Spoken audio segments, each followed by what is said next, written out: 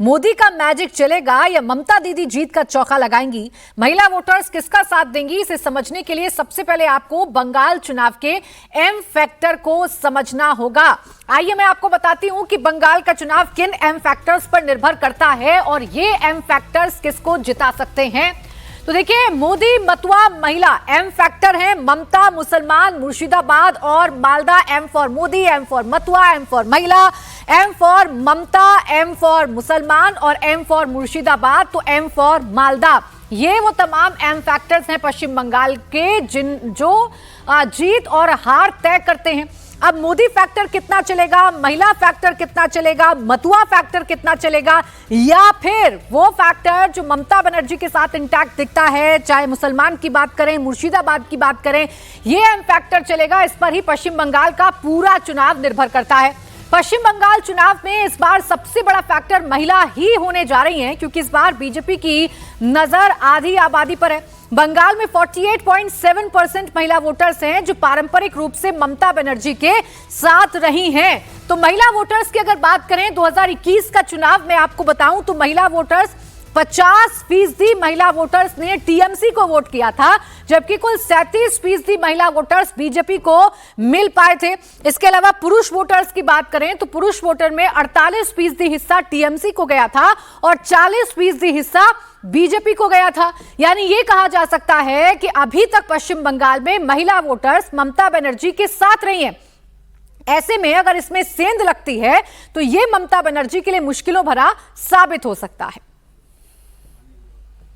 70 साल में आपने लेफ्ट को मौका दिया, कांग्रेस को मौका दिया, टीएमसी को मौका दिया। अब एक मौका मोदी को दीजिए।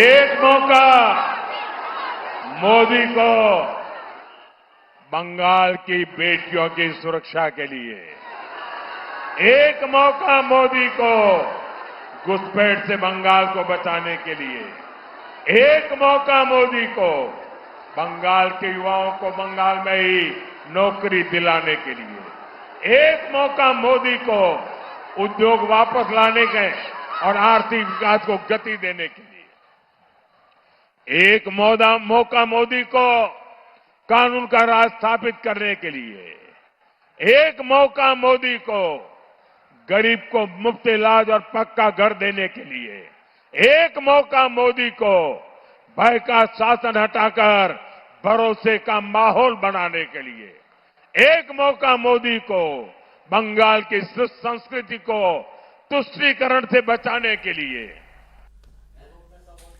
तो प्रधानमंत्री नरेंद्र मोदी नारी शक्ति की अहमियत को पहचानते हैं, इसीलिए उनकी हर योजना में महिलाओं के लिए स्पेशल फोकस होता है।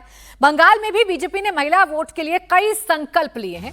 बीजेपी ने सरकार बनने पर महिलाओं को हर महीने 3,000 रुपए, सरकारी नौकरी में 33% आरक्षण, सरकारी बसों में मुफ्त यात्रा का जो ऐलान है वो बीजेपी की तरफ से किया गया है। बीजेपी के संकल्प पत्र में किन किन बातों के बारे में जिक्र किया गया है?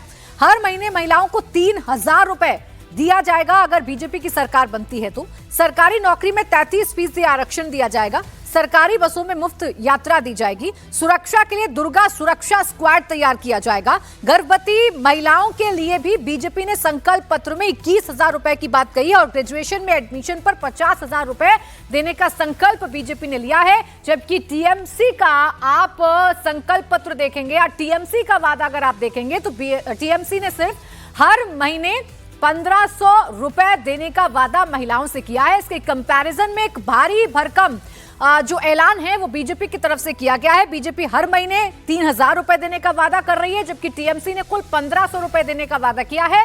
इसके अलावा बीजेपी ने वादा किया है कि सरकारी नौकरी में 33% आरक्षण पश्चिम बंगाल में महिलाओं को दिया जाएगा। बीजेपी ने वादा किया है कि बसों में मुफ्त यात्रा भी महिलाओं को पश्चिम बंगाल में दी जाएगी।